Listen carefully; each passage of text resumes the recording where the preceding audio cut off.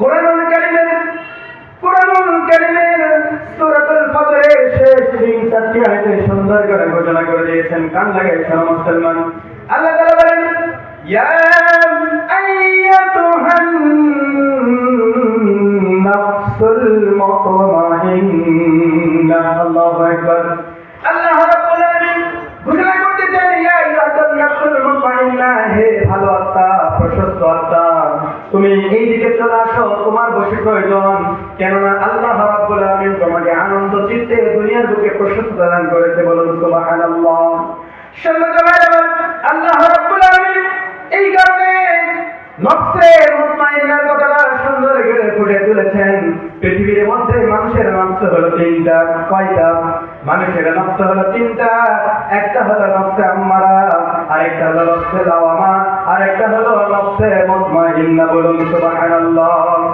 এই তিনটা নফসের ভিতরে আল্লাহ রাব্বুল আলামিন মানুষের ভিতরে নফসটাকে সৃষ্টি করে দিয়েছেন। এই কারণে কিছু কিছু ক্ষেত্রে বলা হয়, যাদের ভিতরে নফসগুলো ভালো কাজ করবে তারা ভালো মানসিকতায় পেয়ে জান্নাতের মেহমান হিসেবে কবুল হতে পারে। আর যারা নফসে আম্মারার দিকে ধাবিত হবে, খারাপ আত্মার দিকে ধাবিত হবে, তারা জাহান্নামের কীট পতঙ্গ হিসেবে গ্রহণযোগ্য হবে। বলেন নাউযুবিল্লাহ। এই কারণে একটু চিন্তা করা দরকার যে আল্লাহ রাব্বুল আলামিন নফসে মুতমাইন্নাকে আহ্বান করতেছেন, ভালো আত্মা, প্রশস্ত আত্মা, তুমি এদিকে আসো। যেরকম মুসলমান মানুষ যখন মৃত্যুবরণ করবে, করার সময় হয়ে আসছে, মৃত্যুর কারণে আসছে, এমন অবস্থা তওবা করতে পারে নাই। বলেন তো ওই কি কখনো নফসে মুতমাইন্না হতে পারে? কখনো হতে পারবে না। এই কারণে মুফাসসিরিনে কিরাম উল্লেখ করে দিয়েছেন, নফসটা হলো তিন ভাগে বিভক্ত। সবচেয়ে উত্তম, সবচেয়ে ভালো নফসের নাম হলো নফসে মুতমাইন্না। বলুন সুবহানাল্লাহ। দুই নম্বরটা হলো নফসে লাওয়ামা। এই নফসটা হলো যখন ভালোর কাছে থাকে তখন ভালো হয়, যখন মন্দের কাছে যায় তখন মন্দ হয়ে যায়।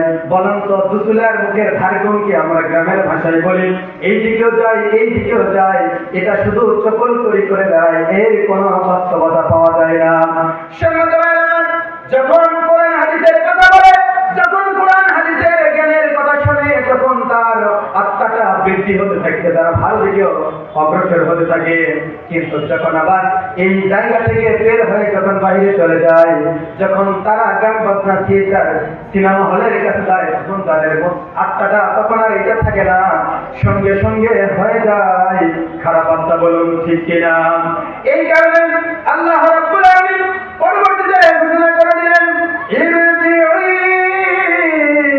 ইলা রাব্বিকা রাদিয়াতাম মারদিয়া।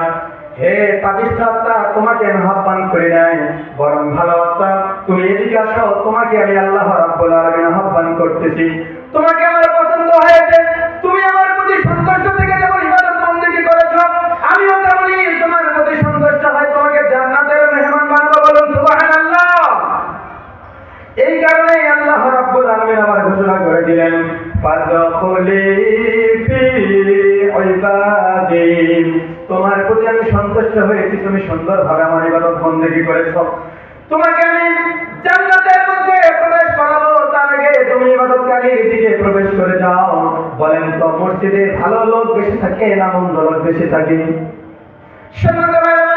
একটু চিন্তা করা দরকার, একটু গবেষণা করা দরকার যে আল্লাহ রাব্বুল আলামিন আমাদেরকে দুনিয়ার বুকে সুন্দর করে গঠন করে দুনিয়ার বুকে পাঠিয়ে দিয়েছেন। ওই আল্লাহর প্রশংসা আমারও করা দরকার, আপনারও করা দরকার।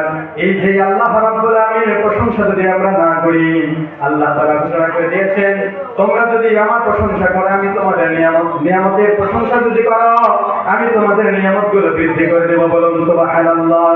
আল্লাহ তাআলা বলেন, ফাযকুরুনি আযকুরকুম ওয়াশকুরুলি ওয়ালা তাকফুরুন। আল্লাহু আকবার। যদি তোমরা আমার জিকির করতে পারো, আমাকে অনুসরণ করতে পারো, আমাকে স্মরণ করতে পারো, জেনে মুসলমান, আমি আল্লাহ রাব্বুল আলামিন, আমি তোমাকেও, আমার বান্দা তোমাকেও আমি স্মরণ করব। বলুন সুবহানাল্লাহ। আল্লাহ রাব্বুল আলামিন সর্বশেষে সুন্দর করে ঘোষণা করে দিলেন ফাদখুলি ফি ইবাদি, তোমরা যারা ইবাদত করেছো তাদের সাথে তোমরা দলভুক্ত হয়ে যাও। আর যখন তোমরা ইবাদতকারী দলভুক্ত হয়ে যাবে অবশ্যই আমি তোমাদের উপর সন্তুষ্ট হয়েছি। বলুন সুবহানাল্লাহ। শুধু তাই নয়, ইবাদতকারী হিসেবে তোমাকে আমি সন্তুষ্ট দিতে পেরেছি। শুধু তাই নয়, আল্লাহ তাআলা আবার সুন্দর করে ঘোষণা করে দিলেন ওয়াদখুলি জান্নাতি। আল্লাহু আকবার। আল্লাহ রাব্বুল আলামিন ঘোষণা করে দিলেন তুমি ইবাদত করেছো, আমাকে সন্তুষ্ট করেছো, আমিও তোমার প্রতি সন্তুষ্ট হয়েছি। এই কারণে আমি ক্ষান্ত হয়ে নেই, তোমাকে দুনিয়াতে রাখবো না, তোমাকে কবরে রাখবো না। আমি আল্লাহ রাব্বুল আলামিন তোমাকে সঙ্গে সঙ্গে জান্নাতের মেহমান হিসেবে কবুল করে নিব। বলুন সুবহানাল্লাহ। একটু চিন্তা করা দরকার, একটু গবেষণা করা দরকার। যে আল্লাহ রাব্বুল আলামিন কোরআনুল কারীম আমাদেরকে উপহার দিয়েছেন, সেই আল্লাহ রাব্বুল আলামিন আমাদেরকে মহব্বত করতে পারেন কি পারেন না? যদি আমরা আল্লাহকে মহব্বত করি অবশ্যই আমরা আল্লাহর মহব্বত পাবো।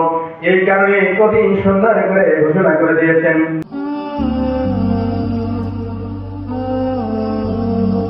আল ইকরা টিভি